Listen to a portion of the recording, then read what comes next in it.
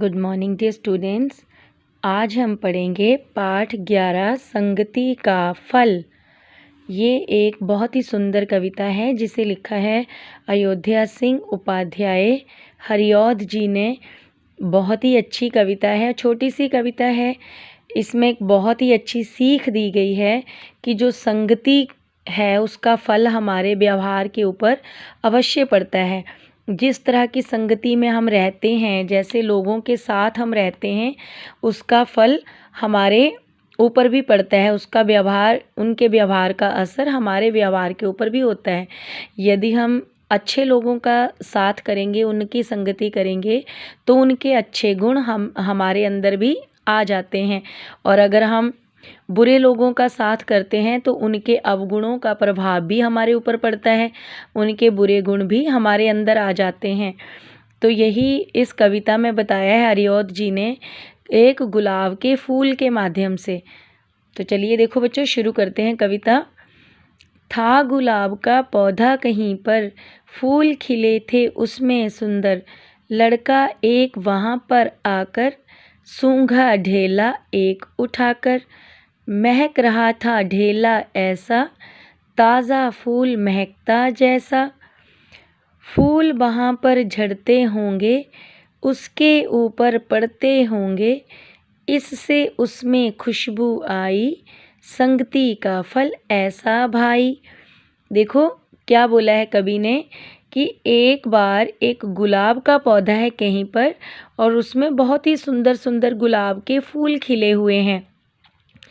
एक लड़का वहाँ पर आकर मिट्टी का एक ढेला उठाता है। जो गुलाब के फूल के पास नीचे मिट्टी है, तो मिट्टी का एक ढेला उठाकर उसे सूंघता है।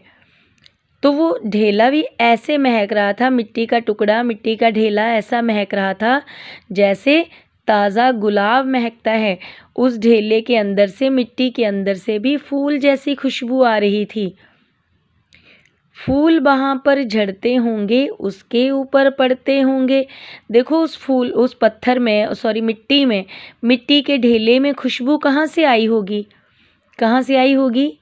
गुलाब के फूलों से, क्योंकि वो फूल उसके ऊपर पड़ते होंगे, है ना। जब सूख जाते हैं, फूल झड़ जाते हैं, तो झड़ने पर वो उस मिट्टी के ढेले पर गिरते होंगे और फूलों के बार बार उसके ऊपर गिरने से उन फूलों की खुशबू उस ढेले के अंदर आ गई थी। इससे उसमें खुशबू आई। देखो कहते ये फूलों के ऊपर गिरने से, बार बार फूलों के गिरने से उस मिट्टी के ढेले के अंदर खुशबू आ गई थी। तो संगति का फल ऐसा ही होता है। कवि क्या कह रहा है कि संगति का फल ऐसा भाई, कि संगति का फल ऐसा होता है। अगर मिट्टी का ढेला गुलाब के फूल के पास है, तो गुलाब के फूल उसके ऊपर गिरने से उसमें खुशबू आ गई है। तो इस तरह जो संगति होती है, जो जिसके साथ हम रहते हैं, जैसा साथ हम रखते हैं, उसका असर हमारे व्यवहार पर भी होने लगता है। तो इसलिए हमें अपनी जो संगति है वो बिल्कुल सही रखनी चाहिए, अच्छे लोगों का साथ करना चाहिए। देखिए एक बार दोबारा। था गुलाब का पौधा कहीं पर, फूल खिले थे उसमें सुंदर। लड़का एक वहाँ पर आकर, सूंघा ढेला एक उठाकर। महक रहा था ढेला ऐसा, ताज़ा फूल महकता जैसा। फूल वहाँ पर झड़ते होंगे, उसके ऊपर पड़ते होंगे। इससे उसमें खुशबू आई, संगति का फल ऐसा भाई।